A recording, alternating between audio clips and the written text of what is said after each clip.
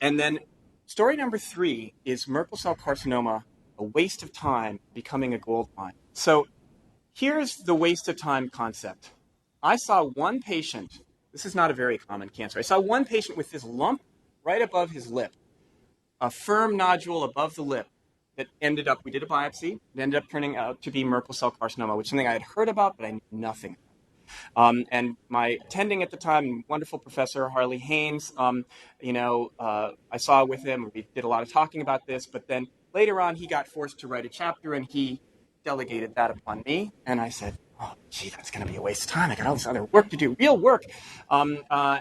This is just a distraction. I don't know anything about this, but I loved him. And the lesson is just listen to what your boss says sometimes. So wrote this chapter and I said, wow, this is a fascinating cancer. It doesn't behave like any of the other skin cancers. It's very resistant to just surgery, and it's very sensitive to radiation, and it's really enhanced in people who don't have good immune systems. And so what we did then was something unusual, because no one cared about this cancer. No one knew what to do with it. We just wrote that chapter, and patients started coming from all over the place. So we made a website, which at the time in 2003 was an unusual kind of silly thing to do. But we just checked, and this year we had over 100,000 different computers around the world access this website with over 5 million requests for a page or document. It's #1 on Google and Bing, and it is clearly, we hear all the time from patients around the world, we wrote this in a way that patients can understand it. And they need to educate their doctor because this is not taught in medical schools. They're not familiar with this cancer, and it's worked a lot of the time. So why is Merkel cell carcinoma important? I already told you it's 3 times more likely to kill somebody than what we usually consider a nasty cancer, melanoma. Its reported incidence is increasing, having quadrupled since 1986. Currently, 1,600 to 2,000 cases in the U.S. Optimal treatment is unique among skin cancers, and proper treatment is benign and effective. If you just cut this out, you just look at it and you just take narrow margins. There's a study in Australia, 38 patients treated like that, 100% of them recurred.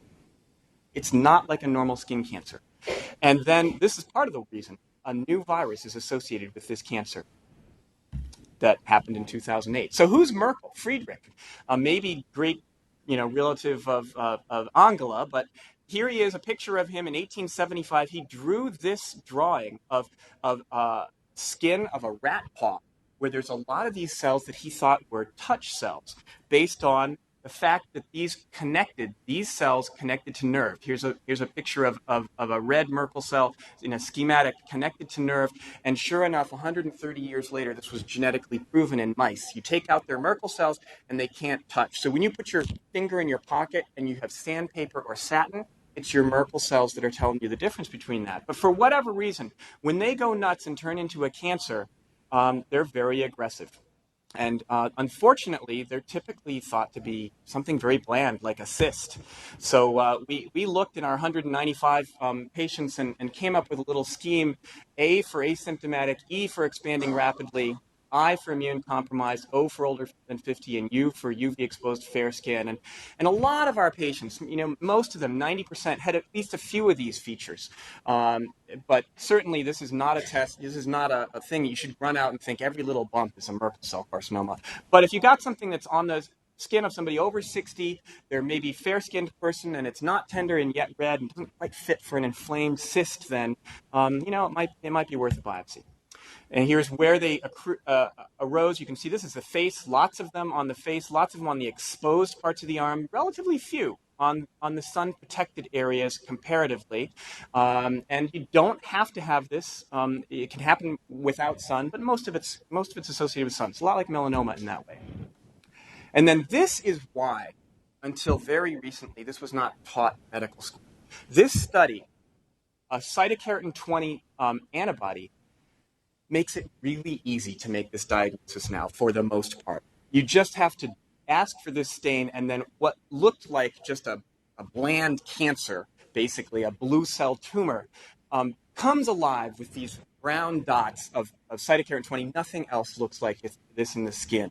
And partly because of that, we can see here in the 80s and 90s, before that, the reported incidence, that means the number of documented cases, was extremely low. Many of these cases were missed. I'm sure they were out there, but then it's gone up a lot. And then I do believe, though, over the last decade, there are real increases in the incidence of this cancer, and I'll show you why. We know that we've got a lot of prolonged sun exposure among our Caucasians, and skin cancer is on the rise in general. We also have a lot of people with immune suppression. And then the strongest link for this cancer is age over 50. Let me show you that relationship. Here is age, and here in blue is the shape of all cancers. So this is, per 2,000 on this scale. So there's obviously far fewer Merkel cells than this, but so that we can compare them, this is per million in the red for Merkel and all cancers in the blue. You can see some people start getting cancers around 50, 60, 70. It actually goes up, and then it falls off in later years. For Merkel, it's different. It's delayed by several decades, and then it goes up really sharply in terms of incidence. And we believe, for reasons I'll tell you in a few minutes, that that's due to something called immune senescence. And our T cells kind of pooping out, not working so well. Same reason that we get shingles over the age 50, 60, 70. We've forgotten about the chickenpox virus we got when we were little kids. And we think that it's not able to control viral infections and such as well.